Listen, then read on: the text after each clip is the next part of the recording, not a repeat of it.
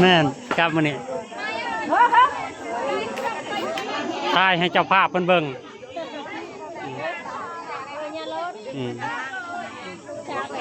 เอา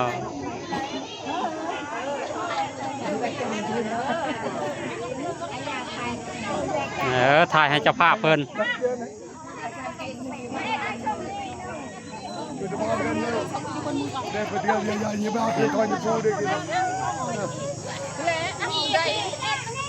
อันนี้คือเจ้าภาพเพิ่นเนาะให้เจ้าภาพเพิ่นเบิ่ง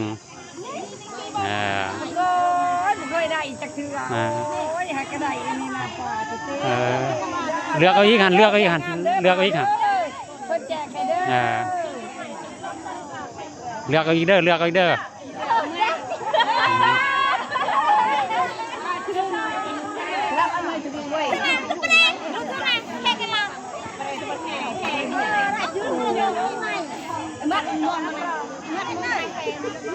กัดเจ้าอายุอ่อนละอายุน้อย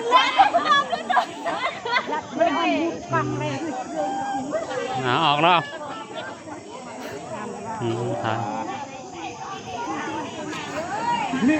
ถ่ายเนาะให้เจ้าภาพมันดูนี่สบายดีตอนสวยเจ้าไม้เจ้าภาพวันนี้หรือว่าประกาศจะทำเสริมเนาะเจ้าไม้โอกาสจะตั้งโครงบ้านให้นะกับเซลล์นาหน่วยโครงเจ้าภาพเป็นแรกตั้งโครงบ้านนะยาพอยาพันยิงลงชายลงแจกในเจ้าไม้แจกข้าวเลือดต่อประชาชนเขาเอาเครื่องเนาะตัวกระทะจะไงตัวกระทะไม่สถานที่นอกในเนี่ยได้บุญหลายๆเด้อเจ้าภาพเจ้าภาพเจ้าชะตา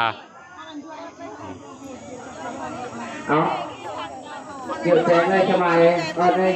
ดูมือกองไงเด้อใจลอยจิกเลยเพราะว่าช่วยเด้อพุทธเลยทำไมและเชื่อมเนี่ยกับเกี่ยวแสงแปลชุมชามชุมทีรูดฟันในตรงนี้แต่งเต่าบริการไว้ปะและโอชดไปชุดไปเชิงเลยทำไมเกี่ยวแสงเลยตู้กองไงเด้อถ้าเราไปเกี่ยวกับเกี่ยวยั่วอะไรที่จะได้7-8 โมงเจอตาร้าในบาทพอบาทเมืองพงเลือกเครื่องเลือกของอะไรไม่ช่วยกันจากอะไรที่มันมือนะให้จากอะไรเรื่องนักไปมานาเนี่ยทำให้กระดาษจากอะไรเจ้าภาพเจ้าชะตาอย่างกับแม่แค่พอกินใส่ยาสารแล้วก็ติดตามมาด้วยครอบครัวแม่ออกเท่าพอซิงธรรมลักษ์เด้อขอให้มีแต่อายุวรรณะสุขภาพที่บริจาคเครื่อง